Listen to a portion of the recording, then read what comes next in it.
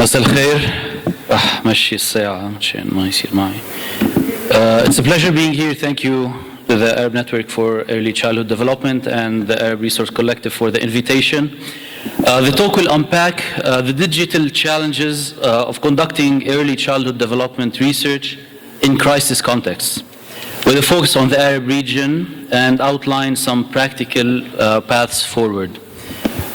With our high dependence on educational tools, especially in research, we have gained lots of advantages when it comes to communication between researchers among themselves, but also researchers with their target audience and their subjects, which is a great gain.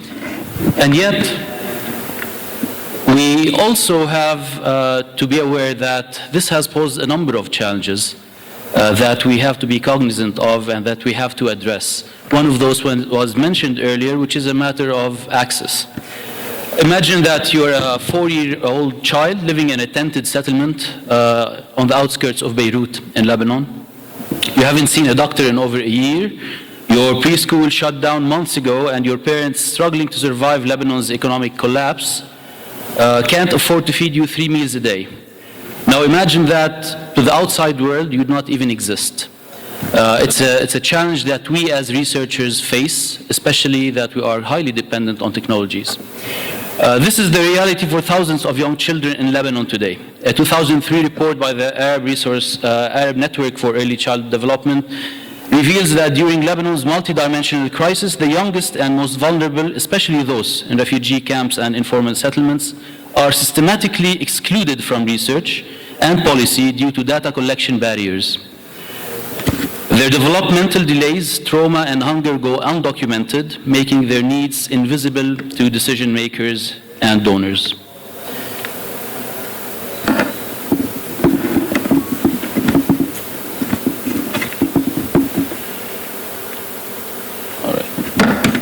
So this is the core challenge of evidence invisibility in ECD crisis research.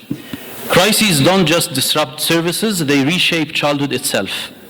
When we move research into digital spaces, we gain reach, but we also risk losing the very children who most need to be seen. Without overcoming digital barriers, we cannot close the gap between research and policy in the Arab region.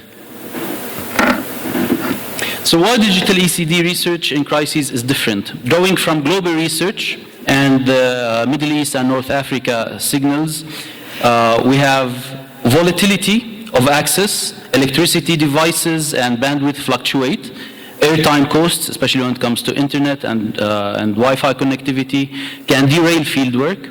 2, ecology of stress, displacement, caregiver burden and household crowding affect participation and child performance on tasks. Ethics at the edge, duty of care, consent and safeguarding risks escalate in fragile settings. And system fragmentation, multiple siloed platforms with incompatible data standards block regional synthesis. These conditions make crisis context digital research fundamentally different from standard setting. Tools and protocols can't just be copied from stable condition to crisis conditions.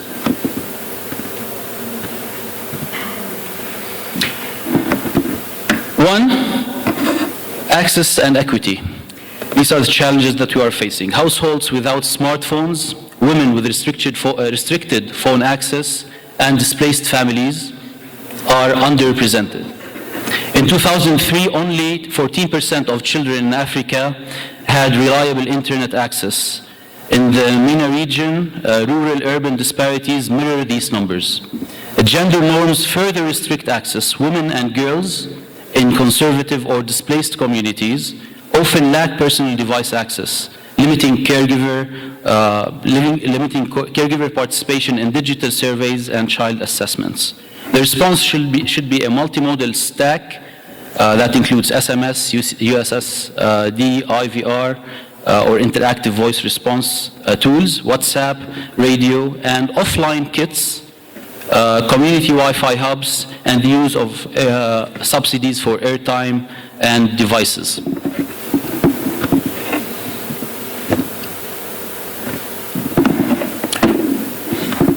Measurement validity. Socio-emotional and interaction measures degrade remotely. When you are trying to survey communities in remote areas, we face home noise and caregiver prompting bias results. The response should include cross-validation of remote and in-person tools. The use of short audio-first tasks, add attention checks, and publish psychometric results as well. Safeguarding consent and data protection is a third challenge. Sensitive data travels over consumer apps with limited security in high-risk contexts. We should pay special attention to trauma-informed consent in plain Arabic, encryption end-to-end, local hosting where feasible, and General Data Protection Regulation or UN Convention on Rights of Children, GC25, aligned governance, which under a crisis sometimes does not gain the importance and priority that it should. Fourth, practitioner capacity and coordination. Many field staff lack ICT and ethics training for remote tools. Standardized rapid monitoring SRM findings are rarely linked to humanitarian platforms like UNHCR's PRIMES or OCHA's HDX platform. We should pay attention, therefore, to modular, just-in-time training, mentorship, and common data dictionaries, the use of common data dictionaries and API or application programming interface for interoperability, allowing these platforms to communicate seamlessly with each other for data collection and updated records. The Arab region faces unique convergence of crises, from armed conflict, displacement, economic collapse, and climate stress that disproportionately affect young children.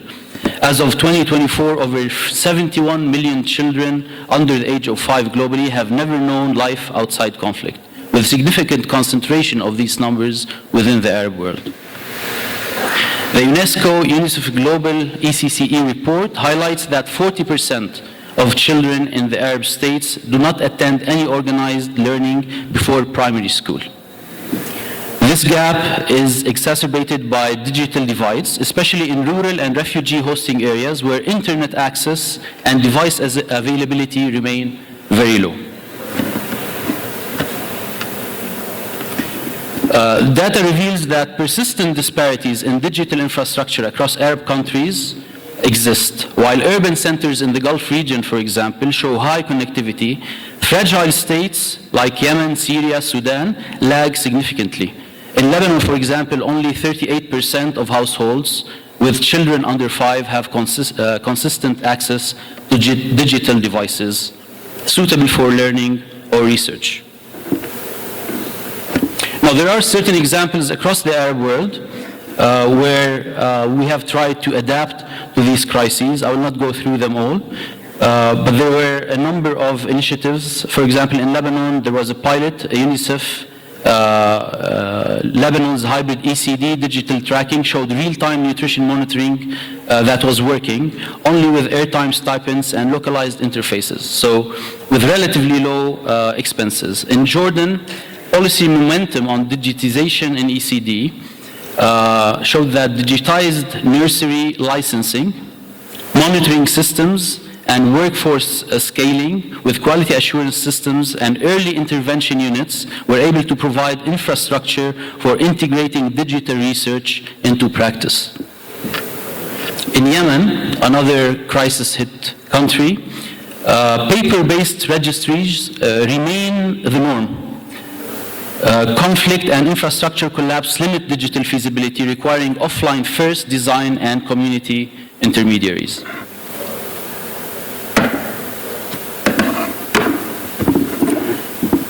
In Palestine, ECD services in Gaza, of course, even before the current war, were critical. And the digital response included NGOs piloting the use of WhatsApp-based parenting support and early learning modules. However, low smartphone penetration, electricity outages, caregiver stress, and digital literacy limited the reach.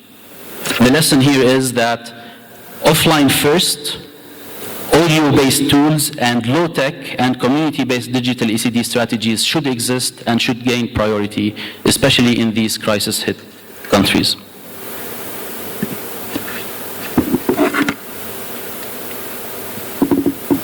So despite the challenges, several regional initiatives offer scalable models. Ahlan Simsim is an example. It's a partnership between Sesame Workshop and the International Rescue Committee. It has reached over 3 million children and caregivers in Iraq, Jordan, Lebanon, and Syria through hybrid digital and community-based ECD programming. Their remote early learning adaptations during COVID-19 demonstrated the feasibility of digital tools in crisis zones when paired with localized content and caregiver support. The Arab Network for Early Childhood Development has piloted standardized rapid monitoring tools across Lebanon and Jordan, and we've heard many examples of that, revealing that digital survey tools failed in refugee camps without connectivity and digital literacy training. The findings underscore the need for offline-first designs, Arabic localized interfaces, and community intermediaries which are being developed. The Arab Digital Agenda, led by UN ESCWA, calls for regional harmonization of digital policies, including child data protection and interoperability standards for humanitarian and education platforms. So some guidelines on methods and measurements. Core tools should be caregiver phone surveys, the use of audio-based children language tasks, and micro-video observation only when feasible. Regarding sampling, the combination of offline enrollment, community referrals, quotas for no-device households, and the tracking of non-coverage is very important. Strengthening digital infrastructure, meaning that we should invest in low-bandwidth tools like Kobo Toolbox and Survey CTO, offline modes, and partnerships with telecoms or zero-rated data access to enable free data uploads from crisis is very necessary for access. Regarding ethics and stewardship, dynamic iterative consent is very important, minimizing sensitive data as much as possible, duty of care protocols pre-mapped to referral partners, and ethical secure data governance should exist and developed for regional child data protection frameworks inspired by GDPR or UNCRC, GC25 specifically, and the use of anonymized encrypted databases to protect sensitive data. Regarding operations and enablement, budgeting for true costs, including devices, airtime, training, and security is important. Arabic first design to make the surveys and the data more accessible.